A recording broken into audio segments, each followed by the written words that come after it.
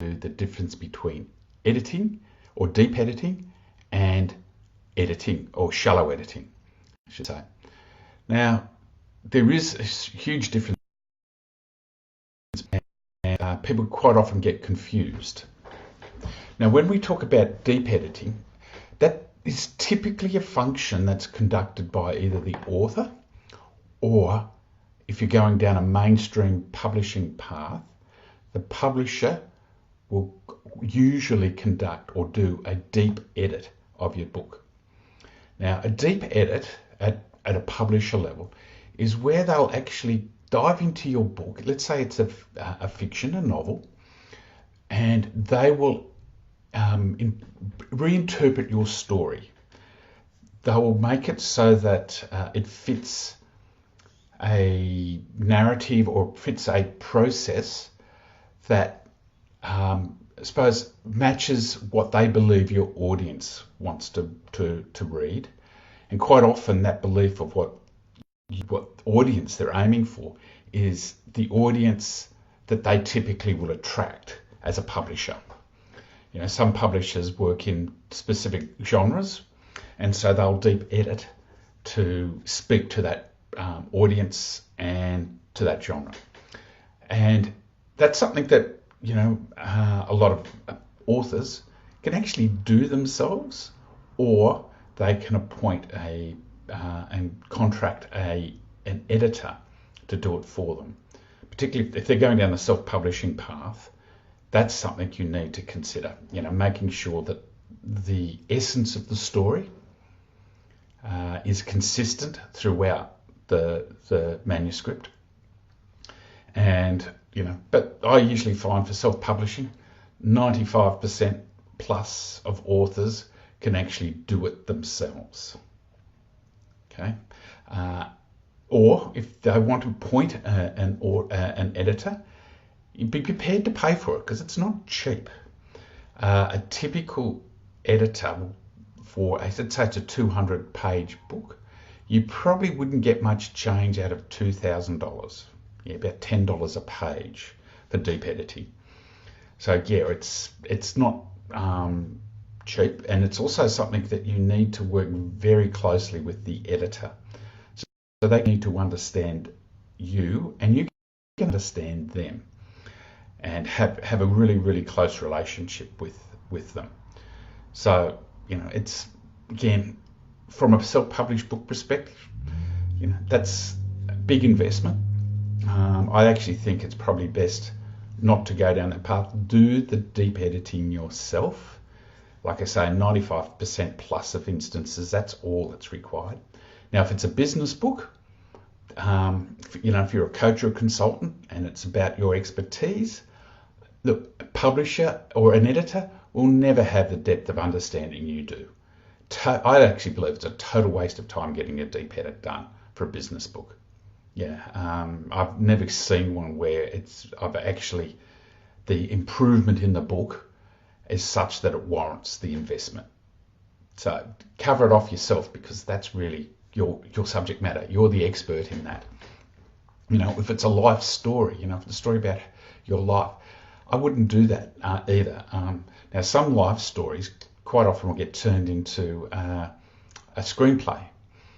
Now, we've got a couple of authors here, you know, we've got a couple of people within History Creators where their life story is on the pathway to being converted to a movie script. Yeah, that's right. Yeah, a movie script, which is, well, that's epic. But the scriptwriter will actually then do the deep edit for you. So again, why invest up front?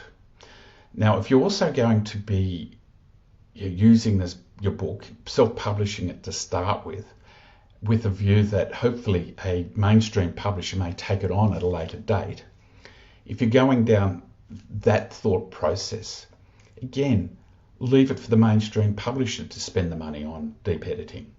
You know, it's $2,000 plus. Keep it yourself, is what I'd say. Spend that money on, you know, helping you market the book, build your list, build your following, rather than actually go to the effort of doing all of that, or that expense of doing the publishing. Okay, so that's sort of deep editing. That's what it's about. As you know, in our Endotype, in our services, just be very clear, we do not offer deep editing. It's not something that we do, and mainly because of that reason, I don't believe the vast majority of authors that we work with that the cost is warranted. Like I say, I'd rather you spend that money on promoting your book rather than getting that deep editing done. But on the other hand, shallow editing is really an important piece that needs to be done. And that's really where shallow editing does, is really looks into things like grammar, it looks into tone, looks into punctuation, it looks into spelling. So it's sort of operating at a higher level, but it doesn't change the essence of your story. It doesn't change the essence of the message you're trying to get across. So all it is building it up so it's presented in a highly professional manner. Okay. Now, with self-publishing, our self-publishing authors that we help, we actually do shallow editing for them, and we do it in using primarily some tools. This is how we can do it very economically. If you do it manually, do it the old-fashioned way, you're talking, you're basically looking at two options. One is, some people just think that, I just use the Microsoft Word spell check and that will fix it. Well, no, it won't. It will usually we see it around about 10, maybe 20% of editing issues will be picked up by the Microsoft spell check. Okay, that's not good enough. It really isn't. Whereas the tools that we use apply artificial intelligence and dives into the whole structure of sentences and punctuation, etc. And it's a way that we have fast tracking the whole shallow editing process. I'm just going to go through a few of the things that we look at with shallow editing, and some of the major, and I'll come back and look at some of the major problems that we encounter or the major errors we see. But when we do a shallow editing project, we kick off with having to make some decisions, and usually we make these on our own, or sometimes we'll make them in consultation with the author. The first thing we look at is the language we use, and we're talking about the English language. We only edit in English language, by the way, but there are three key forms of English language that we look at. One is US English. Now, we all know that their spelling is very different to Australian English and British English, the Queen's English. Okay. Then, of course, we have British English and we have Australian English. Okay, so there are actually three different types of English that are recognised by most of these tools. Even Microsoft Word recognises Australian English and British English as different, and there's some subtle differences between British and Australian, but we all know that there's major differences between American and Australian and or British. Okay, so but these tools pick up the subtle difference. So we need to work out who your target audience is. That's why we ask that question. If it's US based, bang, we do it on the US English. Well, we have an example now where we're working with an author who's written a novel and its central characters are American. So while it's going to be for the Australian audience, it needs to be done in American English. Otherwise, Australian audience will think, well, it's not really American if he spells colour, CL, with an OUR rather than OR, for example. So that's why we look at that. The other thing we look at is the audience, and we're looking at to see their depth of, I suppose, experience in your subject matter. For general, like for example, if it's anything of a fiction, we look at it as we consider it a general audience. If it's a business book, depending on your target audience, it may very well be considered knowledgeable. If it's so for example, if it's a book about marketing to marketing people or people with some marketing knowledge, we make sure that the language and the wording and everything is done for a knowledgeable marketplace. But then again, if it's a textbook or academic thing and it's pitched at that level, we then look at expert level. So again, we make sure the language talks to the expert rather than to somebody who's just a generalist. The next area we look at is formality. Is the audience, or is the tone of the book going to be formal or informal, or is it going to be neutral? Again, there's subtle differences that wording can make, and even punctuation can make, that will impact how we analyse and deliver a shallow edited manuscript. We then look at domain, but if it's a business book particularly, basically a non-fiction book and non-life story book. So we talk about the domain. So here it could be an academic book, so for example, a textbook. That's very much an academic model. If it's just a straight business book, and the tone of a business book is different from an academic book. It could be just general. Again, that's if it's fiction. Generally, we use general. If it's technical, such as a highly technical thing, like if it's an engineering type textbook or mathematical type textbook, it's very much technical, where I's have to be dotted and T's crossed correctly. Then we look at, is it going to be casual? So a lot of life stories tend to be very casual. Or is it going to be creative? So, for example, if it's children's books, it's very much about a creative thinking and a creative process. So we look at those a little bit differently. Then we get into the tone, or how do you want to sound throughout the book? Is it neutral, confident? Do you want to be joyful, optimistic, friendly? Is it an urgency thing? Is it going to be an analytical book? Or is it going to be a respectful type book? They're the sorts of things we talk about. How you want to sound in your content, and of course the intent of your book is also important. Is it your intent that you want to inform somebody or inform the reader on something, or do you just want to describe a process so that they can come up with their own opinions and judgments? Do you want to convince them? Are you going to try and change people's thinking?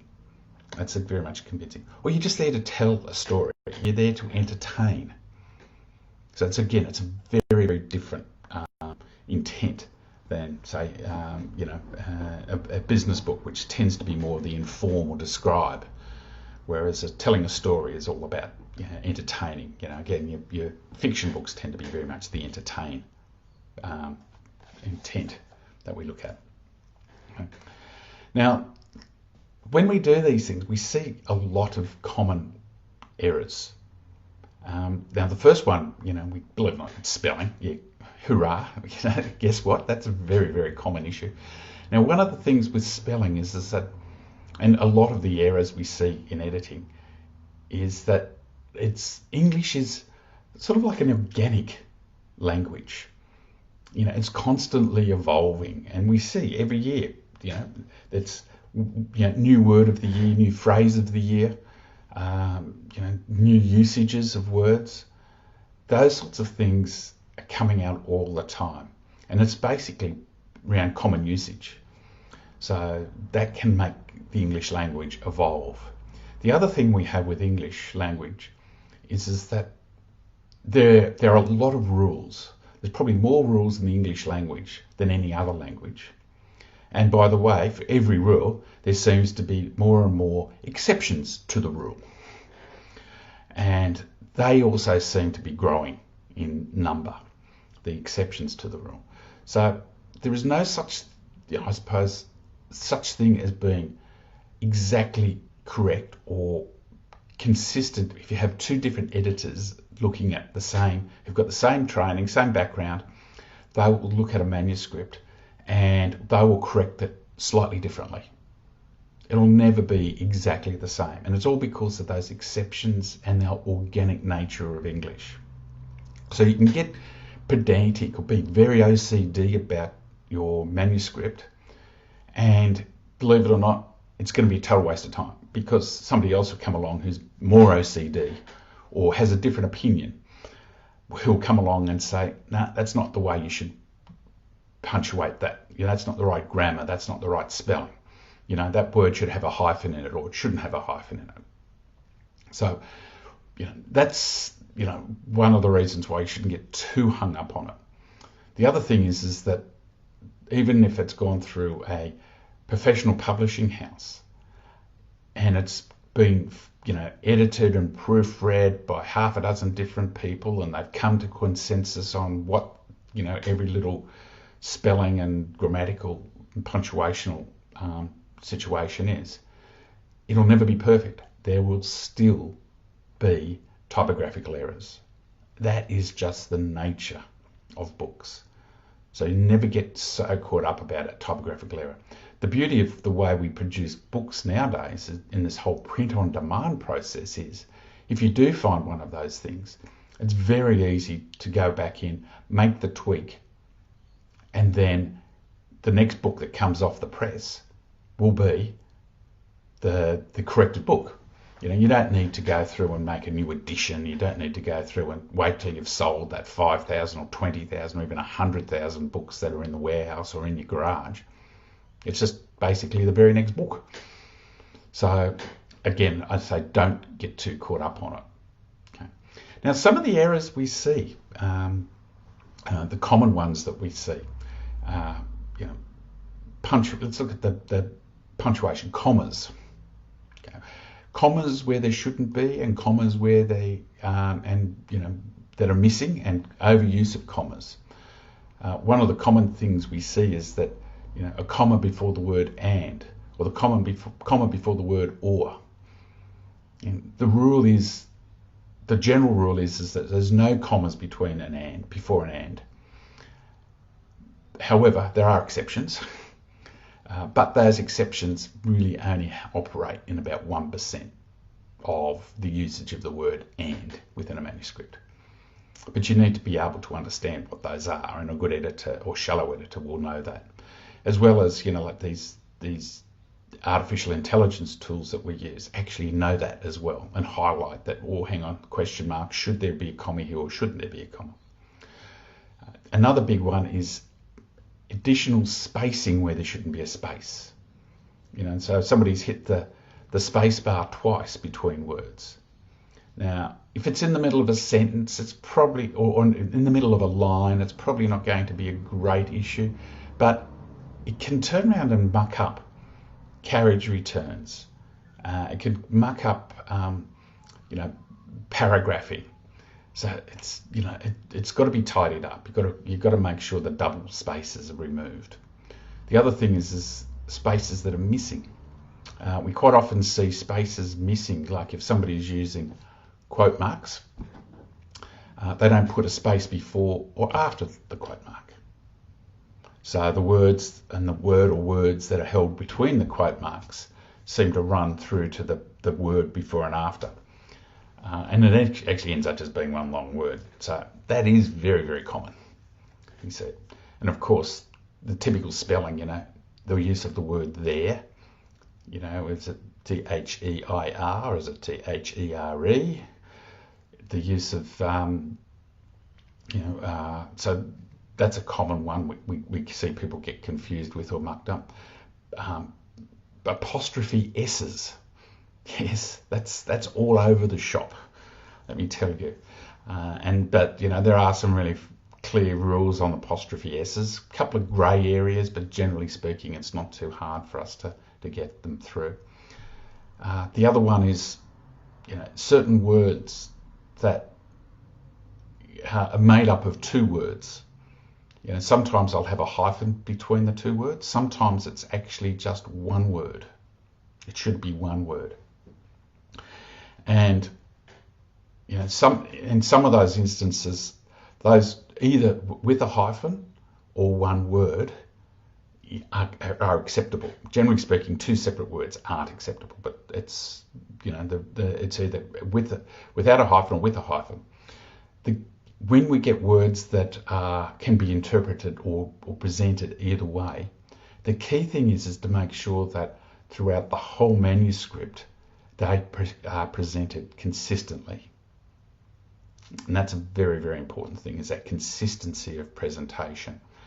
Otherwise, it just confuses the reader, and it makes the whole manuscript look sloppy.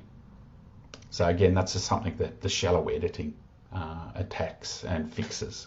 Okay. And of course, obviously grammatical things, tenses. The other thing is tautology. So excessive words, double negatives. They're all of these little traps in the English language that we as humans easily fall into.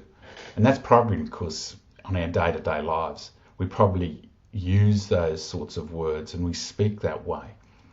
But in the written form, we need to tidy all of that up, because not everybody speaks that way. We just need to tidy it all up. And again, that's the whole shallow editing process. Okay. So you can see shallow editing is really not diving into the structure of your story. It's not changing the tenor of the story. It's not changing or creating a new ending that's more powerful. It's not about making sure you're building up the hero of your story. It's basically correcting those common spelling, grammatical, punctuation type errors that we see in text. Okay, so there you go. That's the difference between deep editing and shallow editing. Okay, deep editing, look after it yourself, or be prepared to pay a lot of money for it. Or focus in on the shallow editing, and that way you'll just give your manuscript a huge lift, and will be seen as being more incredible, and much easier for people to actually read. Okay, so that's it for today's Saturday Live. Hope you got something out of it. Please leave some comments below. And if you're watching this as a replay, can you just put #replay and let us know that? Because again, that's one of the things that, again, we're looking for Facebook juice for this group. Helps bring more members on board. So brilliant. Okay, so for everybody here, have a great Saturday. Have a great weekend. And we'll catch you next Saturday. Bye for now.